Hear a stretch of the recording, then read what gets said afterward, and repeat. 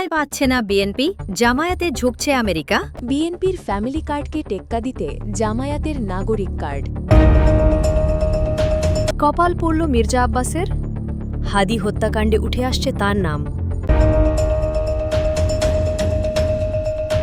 অবশেষে সন্ধান পাওয়া গেল হাদির খুনির নিরাপদ আস্তানার। সেনাপ্রধানের সরকারি বাসভবনে খুনি ফয়সালকে পাওয়া গেছে চাঞ্চল্যকর তথ্য ফাঁস। এরপর জানিয়ে দিব হাদিকে হত্যার আগে কেন স্ত্রীকে সঞ্চয়পত্র কিনে দেয় ফয়সাল।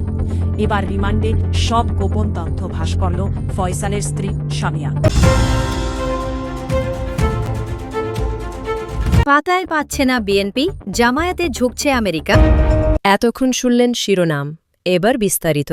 আমি কিছুটা অসুস্থ ছিলাম, ওই মরণ যাত্রা হচ্ছে, এখন আমরা পালাতে জানি না, খেলা হবে। এভাবেই প্রকাশ্যে অহংকার করে বিএনপিকে কটূক্তি করা যেন ডাল ভাত ছিল নিষিদ্ধ দল আওয়ামী লীগের সাধারণ সম্পাদক ও সেতুমন্ত্রী ওবায়দুল কাদেরের। অহংকারে যেন মাটিতে পা পড়ত না তার এবং তার দলের অন্যান্যদের। এমনকি তিনি নিজেও খেলা হবে স্লোগান দিয়ে নিজের ক্ষমতা জাহির করে বেড়াতেন। হাজারো অপরাধের পর দম্ভ করে বলেছিলেন পালাবো না, আর এর পরের ইতিহাস সবারই জানা। খবরের শিরোনামে কিংবা নেট দুনিয়ায় সবসময় নিজেকে আলোচিত রাখতেন তিনি, এমনকি নিয়মিত বিরোধী দলের সদস্যদের নিয়ে কটাক্ষ এবং নানা হাস্যরস করে সবসময় নিজেকে জাহির করে বেড়াতেন তিনি। কিন্তু সময় বদলেছে, আর অহংকার পতনের মূল। ছাত্র জনতার কাছে হার মেনে দেশ ছেড়ে পালিয়ে যাওয়ার পর কেবল একবার ভারতের গণমাধ্যমের কাছে নিজের করুণ পরিণতির বিষয়টি স্বীকার করেছিলেন। এরপর থেকেই যেন কোনো খোঁজ মিলছিল না তার। তবে চলতি বছরের শুরুতে আইসিইউতে জীবন মৃত্যুর সন্ধিক্ষণে ছিলেন আওয়ামী লীগের এই হেভিওয়েট নেতা, আর এমন খবরই পাওয়া গিয়েছিল। আর তাতেই তিনি মারা গেছেন এমন খবরও চাউর হয়ে যায় গোটা সামাজিক মাধ্যমে। জন আসছে, তবে নিজের মৃত্যুর কথা শুনে আর বোধহয় স্থির থাকতে পারেননি ওবায়দুল কাদের। তাই তো এবার রীতিমতো ক্যামেরার সামনে অসুস্থ শরীর নিয়ে হাজির হয়েছেন তিনি। এবার নিজের অসুস্থতার কথা স্বীকার করে তিনি জানিয়েছেন যে তিনি আইসিইউতে ছিলেন, এমনকি তার বাইপাস সার্জারিও হয়েছিল। তবে এই শীতে কাবু হয়ে শ্বাসকষ্ট নিয়ে ৩-৪ দিন হাসপাতালেও ছিলেন তিনি। আর তার হাসপাতালে যাওয়া বিএনপির ফ্যামিলি কার্ডকে টেক্কা দিতে জামায়াতের নাগরিক কার্ড, রাজনীতিতে নতুন কৌশল। বাংলাদেশের রাজনীতিতে আবারও আলোচনার ঝড়। বিএনপির বহুল আলোচিত ফ্যামিলি কার্ড কর্মসূচির পর এবার নতুন চমক নিয়ে মাঠে নামল জামায়াতে ইসলামী। নতুন এই উদ্যোগের নাম নাগরিক কার্ড। রাজনৈতিক বিশ্লেষকদের মতে এটি শুধু একটি কার্ড নয়, বরং আসন্ন রাজনৈতিক বাস্তবতায় নিজেদের অবস্থান শক্ত করার একটি কৌশলগত পদক্ষেপ। বিএনপি দীর্ঘদিন ধরেই ফ্যামিলি কার্ডের মাধ্যমে সাধারণ মানুষের কাছে পৌঁছানোর চেষ্টা করছে, বিশেষ করে নিম্ন ও মধ্যবিত্ত পরিবারের তথ্য সংগ্রহ, সংগঠনের সঙ্গে সংযোগ এবং ভবিষ্যৎ রাজনৈতিক কর্মসূচিতে ব্যবহার, সব মিলিয়ে এই কার্ড বিএনপির একটি বড় অস্ত্র হয়ে উঠেছে। ঠিক এমন সময়েই জামায়াতের এই নাগরিক কার্ড উদ্যোগ প্রশ্ন তুলছে, তাহলে কি বিএনপির ফ্যামিলি কার্ডকে টেক্কা দিতেই এই পরিকল্পনা?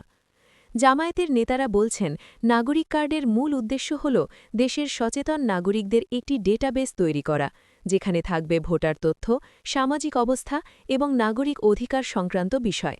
তাদের দাবি, এটি কোনো দলীয় সুবিধা নয়, বরং ভবিষ্যৎ রাষ্ট্রব্যবস্থায় দায়িত্বশীল নাগরিক গড়ে তোলার একটি প্রক্রিয়া। তবে রাজনৈতিক মহলে বিষয়টি দেখা হচ্ছে ভিন্নভাবে। বিশ্লেষকদের মতে, নির্বাচন ঘনিয়ে এলে সব দলই মাঠ গোছাতে ব্যস্ত হয়ে পড়ে, আর কার্ড ভিত্তিক কর্মসূচি মানেই ভোট ব্যাংক শক্ত করা। বিএনপি সমর্থকদের দাবি, ফ্যামিলি কার্ডই মানুষের সঙ্গে বিএনপির বাস্তব সংযোগ তৈরি করেছে। জামায়াতের নাগরিক কার্ড সেই জায়গা নিতে পারবে না। অন্যদিকে জামায়াত সমর্থকদের বক্তব্য, নাগরিক কার্ড কোনো একক দলের বিপরীতে নয়, এটি ভবিষ্যৎ রাজনীতির একটি আধুনিক কাঠামো। সব মিলিয়ে প্রশ্ন একটাই, নাগরিক কার্ড কি সত্যিই বিএনপির ফ্যামিলি কার্ডকে টেক্কা দিতে পারবে, নাকি এটি শুধু আরেকটি রাজনৈতিক প্রচারণা? এর উত্তর দেবে সময়, মাঠের রাজনীতি এবং সবচেয়ে বড় কথা, জনগণের সাড়া। এই মুহূর্তে এটুকু বলা যায়, বাংলাদেশের রাজনীতিতে কার্ডের লড়াই শুরু হয়ে গেছে। আপনি কি মনে করেন, নাগরিক কার্ড না ফ্যামিলি কার্ড, কি থাকবে এগিয়ে? মতামত জানান কমেন্টে। তাই পাচ্ছে না বিএনপি, জামায়াতে ঝুঁকছে আমেরিকা, বাংলাদেশের রাজনীতিতে নতুন করে আলোচনার ঝড়। প্রশ্ন উঠছে, আন্তর্জাতিক কূটনীতিতে কি গুরুত্ব হারাচ্ছে বিএনপি, আর সেই সুযোগে কি জামায়াতে ইসলামের দিকেই ঝুঁকছে যুক্তরাষ্ট্র? সাম্প্রতিক রাজনৈতিক অঙ্গনে এমনই ইঙ্গিত দিচ্ছে একাধিক ঘটনা ও কূটনৈতিক তৎপরতা। দীর্ঘদিন ধরে সরকার বিরোধী রাজনীতির প্রধান শক্তি হিসেবে পরিচিত বিএনপি, কিন্তু সাম্প্রতিক সময়ে দলটির আন্দোলন, কৌশল এবং আন্তর্জাতিক যোগাযোগ নিয়ে তৈরি হয়েছে নানা প্রশ্ন। বিশ্লেষকদের মতে বিএনপি এখনও যুক্তরাষ্ট্র সহ পশ্চিমা শক্তিগুলোর কাছে কোনো স্পষ্ট রাজনৈতিক রোডম্যাপ তুলে ধরতে পারেনি। ফলে আন্তর্জাতিক মহলে দলটি আগের মতো গুরুত্ব পাচ্ছে না বলেও অনেকে মনে করছেন। অন্যদিকে জামায়াতে ইসলামীর রাজনৈতিক ও সাংগঠনিক তৎপরতা আবারও নজরে আসছে। বিশেষ করে মানবাধিকার, নির্বাচন ও রাজনৈতিক সংস্কার ইস্যুতে জামায়াত সংশ্লিষ্ট কিছু গোষ্ঠীর সঙ্গে আন্তর্জাতিক মহলে যোগাযোগ বেড়েছে এমন আলোচনা চলছে। কূটনৈতিক সূত্র বলছে, যুক্তরাষ্ট্র সরাসরি কোনো দলকে সমর্থন না করলেও তারা পরিস্থিতি পর্যবেক্ষণ করছে এবং বিকল্প রাজনৈতিক শক্তি হিসেবেও বিভিন্ন পক্ষকে মূল্যায়ন করছে। এমন বাস্তবতায় প্রশ্ন উঠছে, বিএনপি কি আন্তর্জাতিক রাজনীতিতে নিজেদের অবস্থান ধরে রাখতে ব্যর্থ হচ্ছে, নাকি জামায়াত নতুন করে কূটনৈতিক পরিসরে জায়গা করে নিচ্ছে? তবে রাজনৈতিক বিশ্লেষকরা বলছেন, এখনই চূড়ান্ত সিদ্ধান্তে পৌঁছানো ঠিক হবে না, কারণ বাংলাদেশের রাজনীতি দ্রুত পরিবর্তনশীল এবং আন্তর্জাতিক শক্তিগুলো শেষ পর্যন্ত নিজেদের স্বার্থকে অগ্রাধিকার দেয়। সব মিলিয়ে বাংলাদেশের রাজনীতিতে সামনে আসছে এক নতুন সমীকরণ, যার প্রভাব পড়তে পারে আসন্ন রাজনৈতিক ভবিষ্যতে। আপনার কি মনে হয়, বিএনপি কি সত্যি আন্তর্জাতিক সমর্থন হারাচ্ছে, নাকি জামায়াতকে ঘিরে আলোচনা কেবলই গুঞ্জন? কি লেখা ছিল তারেক রহমানের গাড়িতে লাগানো লাল চিঠিতে? সামাজিক যোগাযোগ মাধ্যম ও রাজনৈতিক অঙ্গনে হঠাৎ করেই আলোচনার কেন্দ্রবিন্দু তারেক রহমানের গাড়িতে লাগানো একটি লাল চিঠি। কিন্তু প্রশ্ন একটাই, এই লাল চিঠিতে আসলে কি লেখা ছিল? প্রচলিত দাবি অনুযায়ী চিঠিটিতে ছিল একটি কঠোর রাজনৈতিক বার্তা, যেখানে বর্তমান রাজনৈতিক পরিস্থিতি, নেতৃত্ব এবং ভবিষ্যৎ করণীয় নিয়ে ইঙ্গিতপূর্ণ ভাষা ব্যবহার করা হয়েছে। কিছু সূত্র বলছে চিঠির ভাষা ছিল সংক্ষিপ্ত কিন্তু অত্যন্ত স্পষ্ট, যেখানে বলা হয়েছিল সময়ের সঙ্গে সিদ্ধান্ত না বদলালে পরিণতি অনিবার্য।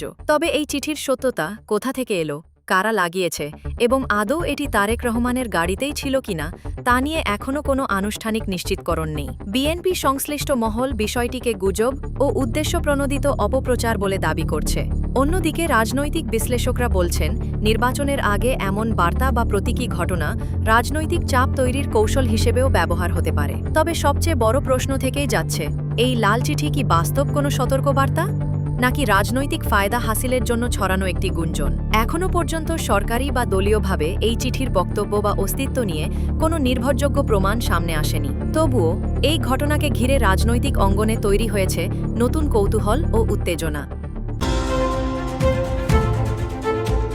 সাম্প্রতিক সময়ে নির্বাচনকালীন সরকার, লেভেল প্লেয়িং ফিল্ড এবং প্রশাসনের নিরপেক্ষতা নিয়ে একাধিক রাজনৈতিক দল অসন্তোষ প্রকাশ করেছে।